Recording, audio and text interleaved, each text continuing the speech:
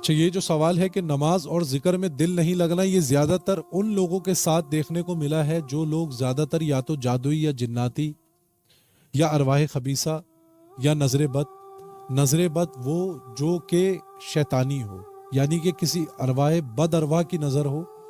اس کا شکار جو لوگ ہو جاتے ہیں، جھپیٹے میں، جس کو ہم کہتے ہیں کہ جھپیٹے میں آ گیا ہے، یا جادو کا شکنجے میں آ گیا ہے، یا جناتی معاملات میں پھنس چکا ہے، تو ایسے لوگوں کے ساتھ زیادہ تر، یعنی کہ میں نے اپنے تجربے میں 70 سے 80%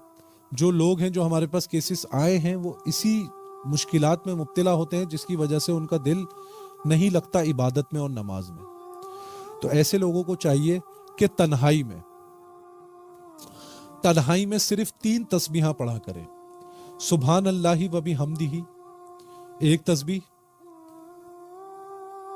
دوسری تسبیح آپ نے پڑھنی ہے استغفر اللہ کی، اور تیسری تسبیح آپ نے پڑھنی ہے درود ابراہیمی کی. تیسری تسبیح آپ نے پڑھنی ہے درود ابراہیمی کی. یہ 3 تسبیحاں جو شخص تنہائی میں پڑھے گا انشاءاللہ تعالی، وہ شخص کبھی بھی اس کے ساتھ یہ معاملات نہیں ہوں گے کہ نماز میں دل نہیں لگ رہا، عبادت میں دل نہیں لگ رہا.